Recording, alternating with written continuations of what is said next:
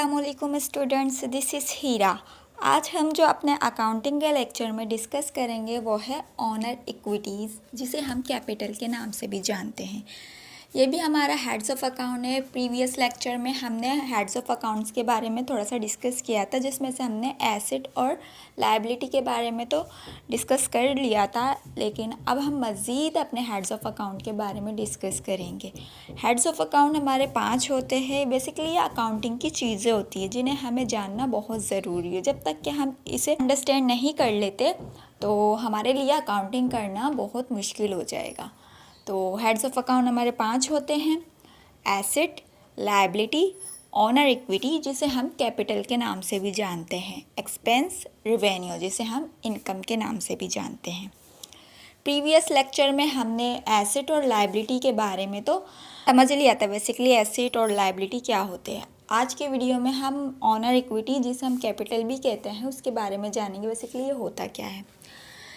कारोबार में ओनर का जितना हिस्सा है, कारोबार में ओनर ने जितनी इन्वेस्टमेंट की है, हमसे ही जाहिर हो रहा है honour equity.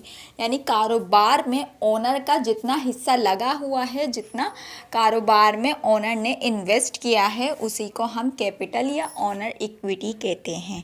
I think so आपको ये बात समझ आई हो। इसको मैं एक एग्जाम्पल के ज़रिए आपको समझाती हूँ। मान लेते हैं कि मुझे एक 8 लाख की कार पसंद आई। क्या कहा मैंने? मुझे एक 8 लाख की कार पसंद आई। अब हुआ क्या, मेरे पास जस्ट 5 लाख रुपीस है। अब कार कितने की है? 8 लाख की, लेकिन मेरे पास कितने हैं? 5 लाख रुपीस। अब मैं क्या करूँगी, जो बाकी के 3 लाख रुपए मुझे कम पड़ रहे हैं ना, वो मैं क्या करूँगी, मैं इसे किसी से उधार ले लूँगी।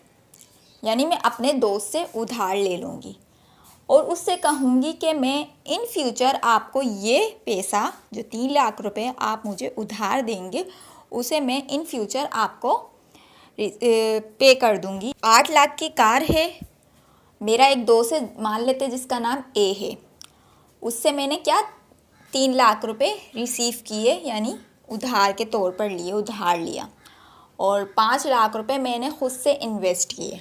अब ये जो 8 लाख की कार है, अब मैं बोलूँगी इस पे पूरा का पूरा राइट क्या मेरा है?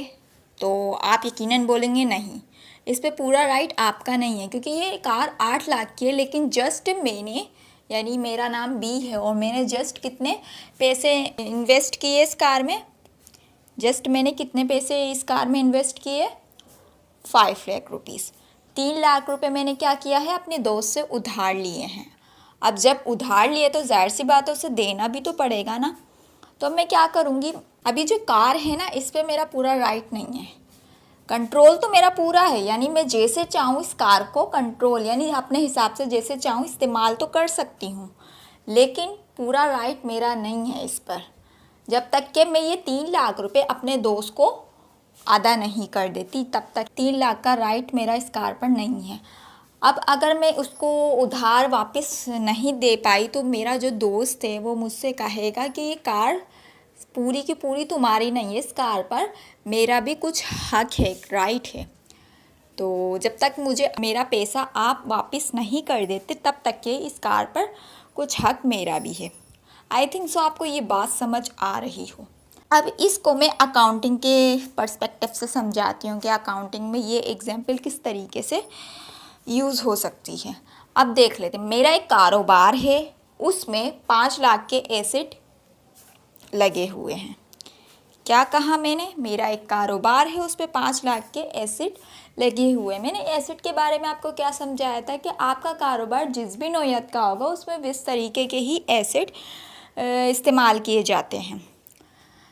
तो किसी भी किस्म का मेरा कारोबार हो सकता है ये, इसमें मैंने 5 लाख के एसेट्स लगाए हैं। यानी अब ये जो 5 लाख के एसेट्स है ना, एसेट बेसिकली क्या होता है, जिस पर हमारा राइट हो, यानी बिज़नेस का राइट हो, और वो उसे कंट्रोल भी करता हो, यानी बिज़नेस का उस पर राइट भी हो और बिज़नेस जैसे चाहे से कंट्रोल कर सकता है, इस्तेमाल कर सकता है, उसे हम एसेट्स कहते हैं। तो मेरा कारोबार है, उसमें 5 लाख के एसेट्स लगे हुए हैं।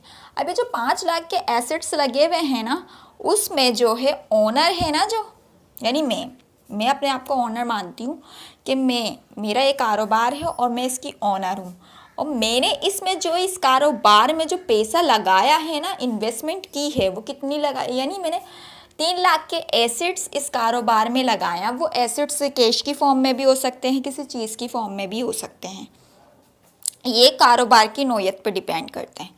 अब मैंने क्या किया है, 3 लाख के एसेट्स इस कारोबार में लगाए हैं, सही है। और जो बाकी के 2 लाख के एसेट्स हैं ना, वो मैंने कहीं से उधार लिया है और उनसे कहा है कि मैं इन फ्यूचर आपका ये उधार वापस कर दूंगी। अब वो मैं बैंक से भी ले सकती हूँ, किसी पर्सन से भी ले सकती हूँ, अपने दोस्त वगैरह किसी से भी ले सकती हूँ।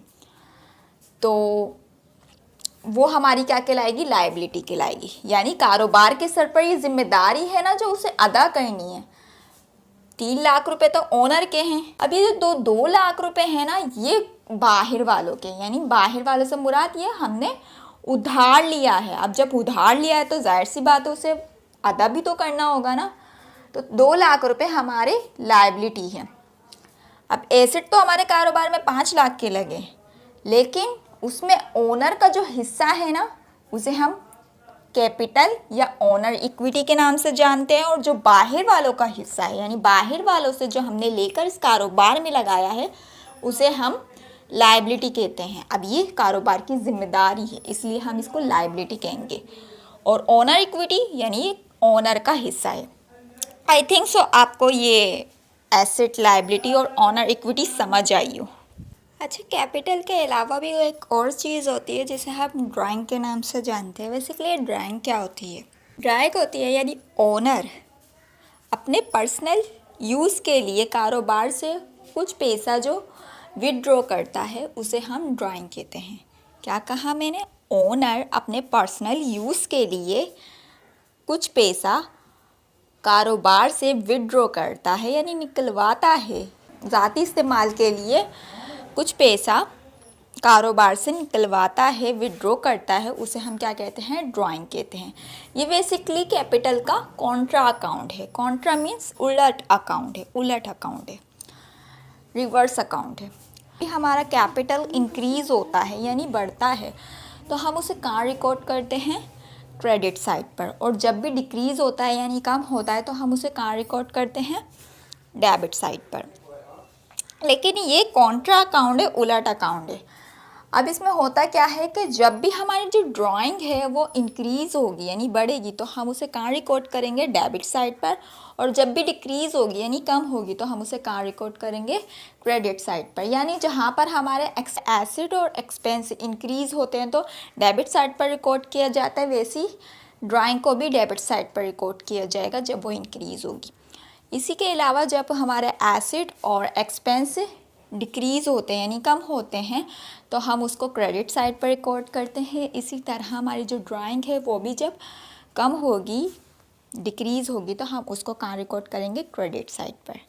आई थिंक सो ये बात समझ आई हो आपको। ये ओनर इक्विटी का कॉन्ट्रा अकाउंट है। कॉन्ट्रा अकाउंट कैसे, अब देखो कारोबार में आप जब पैसा इन्वेस्ट कर रहे हैं तो आपका कैपिटल क्या हो रहा है, इंक्रीज़ हो रहा है। अब जाहिर सी बात है, जब आप कारोबार से पैसा निकलवाएंगे यानी विड्रॉ करेंगे, तो आपका कारोबार से पैसा क्या होगा, कम होगा।